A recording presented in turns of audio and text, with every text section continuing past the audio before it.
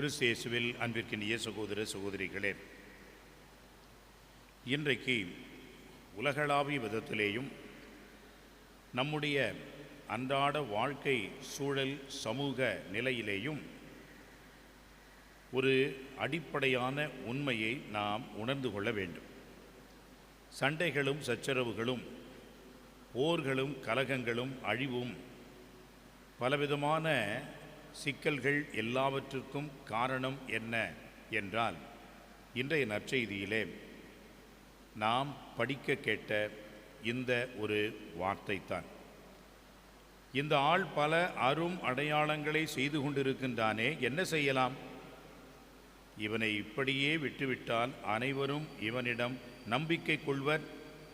அப்பொழுது ரோமையர் வந்து நம் தூய இடத்தையும் இனத்தையும் அழித்து விடுவார்கள் என்று அவர்கள் பேசிக்கொள்கின்றதாக நற்செய்தியிலே நாம் படிக்க கேட்டோம். இந்த ஆள் இப்படி நிறைய புதுமைகளை செய்து கொண்டே இருக்கின்றானே, இதை எப்படி தடுப்பது, நிறுத்துவது என்று அவர்களுக்கு புரியவில்லை. இதற்கு அடிப்படையான காரணம் என்ன என்று சொன்னால் பொறாமை. அவர்களால் பொறுக்க முடியவில்லை. இந்த ஆள் இப்படி இவ்வளவு நன்மைகளையும் புதுமைகளையும் செய்து கொண்டே இருந்தால் நமக்கு இங்கே இடமில்லாமல் போய்விடும். நாம் இவர்கள் மேல் கொண்டிருக்கின்ற அந்த பிடிப்பை இழக்க நேரிடும். மக்கள் எல்லோரும் இவன் பின்பாக சென்று விடுவார்கள், நமக்கு யாரும் இருக்க மாட்டார்கள் என்ற ஒரு எண்ணத்திலே அவர்களுடைய தீய எண்ணம் எதில் போய் முடிகிறது பாருங்கள். அவரை கொலை செய்வதற்காக தேடுகின்ற முயற்சியிலே அது முடிகிறது. பாஸ்கா விழா அண்மையில் இருந்ததனால் இயேசுவும் இந்த பாடுகளை எதிர்நோக்கியவராக, தன்னுடைய இறப்பை நோக்கியவராக அவரும் பயணம் செய்கின்றார் என்பதையும் நாம் பார்க்க முடிகிறது. அன்புக்குரியவர்களே, மூர்க்கத்தனத்தினுடைய உச்சகட்டமான வெளிப்பாடு எது என்று சொன்னால் கொலை செய்வது என்பதுதான். இன்றைக்கு நாடுகளுக்கு எதிராக போர்களை எடுத்து கொண்டிருக்கிறது. மிகப்பெரிய வல்லரசுகள் என்று தங்களையே பெரிதாக பேசிக்கொள்கின்ற வல்லரசுகள் எல்லாம் தங்களுக்கு எதிராக இருக்கக்கூடிய நாடுகளாக அவர்கள் நினைக்கின்ற அந்த நேரத்திலேயே உடனடியாக போர் தொடுக்கின்றார்கள். எத்தனை உயிர்களை அழித்தொழிக்கின்றார்கள். அமெரிக்கா என்பது ஈரானுக்கு எதிராக போர் தொடுக்கிறது, அழிக்கிறது. காரணம் என்ன? ஒரு காரணமும் மக்களுக்கு ஏற்ற வகையில் கிடையாது. எண்ணெய் வளம் அது ஒன்றுதான் இவர்களுக்கு பேராசை. இதனால் அமெரிக்க மக்கள் யாரும் இறப்பது இல்லை. ஈரான், அதை சுற்றி இருக்கின்ற மக்களும் மற்றும் நாம் இதுபோன்ற நாடுகளில் இருக்கக்கூடியவர்களும் தான் அதில் அதிகமாக பாதிக்கப்படுகின்றோம். இந்த பொறாமை, இந்த ஒரு வன்மம், வைராக்கியம், இந்த ஒரு கோபம், மூர்க்கம், தான் என்ற ஒரு தலைக்கணம், பெருமை, இதெல்லாம் எங்கே சென்று முடிகிறது பாருங்கள். இரக்கமில்லாமல் இத்தனை நாடுகளிலே அவர்களுடைய போர் ஆயுதங்கள் எல்லாம் இன்றைக்கு ஒழித்து கொண்டும் மனித இனத்தை அழித்து கொண்டுமாக இருக்கிறது. இதை மக்கள் உணர்கிறார்களா? இல்லையே. அதே போன்றுதான் இன்னொரு வல்லரசு ரஷ்யா. இந்த ரஷ்யா உக்ரைன் என்று சொல்லக்கூடிய அந்த இடத்திலே போர் தொடுக்கிறது. காரணம் என்ன? அங்கே இருக்கின்ற எண்ணெய் வளம், இயற்கை வளம், இதை கொள்ளையடிக்க வேண்டும் என்பதுதான் அவர்களுடைய எண்ணம்.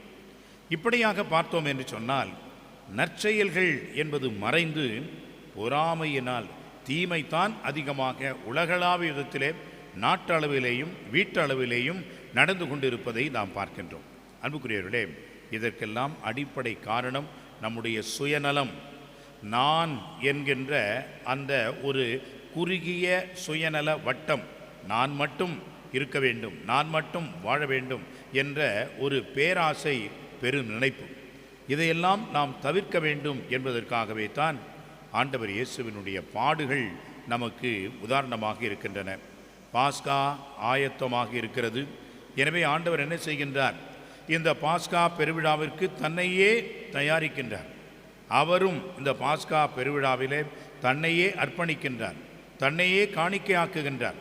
அங்கே வருகின்ற வார்த்தைகள் என்ன?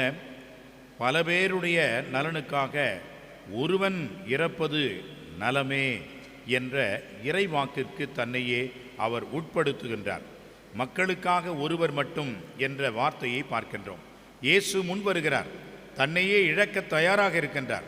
தலைக்கணம் அவரிடம் இல்லை, பெருமை அவரிடம் இல்லை, நான் என்ற அகந்தையும் இல்லை. தந்தையினுடைய விருப்பத்திற்கு தன்னையே முழுமையாக அர்ப்பணிக்கின்றார். அன்புக்குரியவர்களே, இன்றைக்கு நாமும் நம்முடைய வாழ்க்கையிலே ஒவ்வொரு மனிதனிலேயும் 2 குணங்கள் இருக்கிறது. ஒன்று தெய்வீக குணம், இறைவனுடைய வகையிலே அவருடைய உருவிலே நாம் படைக்கப்பட்டோம் என்பதனால் இந்த தெய்வீக குணம். இன்னொன்று மனித பலகீனம். இந்த மனித பலகீனம் என்பது அனிமலிஸ்டிக், அது விலங்கு நிலையில் இருக்கக்கூடிய ஒரு மனம். பல நேரங்களிலே இந்த விலங்கு இயல்பு தன்மை, இந்த விலங்கு மனம்தான் அதிகமாக இருக்கிறது. அதனால் ஏற்படுகின்ற விளைவுகள் எவ்வளவு அழிவு என்பதை நாம் உணர்ந்து இருக்கிறோம். மாறாக தெய்வீக தன்மை, அதனுடைய இயல்புகள், நாம் இறைவனுடைய சாயல் என்பதை உணர்ந்து அமைதியை விரும்பி ஒப்புரவை நோக்கி ஒருவர் ஒருவரோடு சகோதரத்துவம் சமத்துவமாக நாம் வாழ்வோம் என்று சொன்னால் இதுதான் விண்ணகம், இதுதான் இறையாட்சி என்பதை உணர்ந்து சமாதான மக்களாக அனைவரையும் ஏற்று வாழ்கின்ற நல்ல கிறிஸ்துவர்களாக, நம்பிக்கையாளர்களாக வாழ இறையருள வேண்டுவோம். ஆமென்.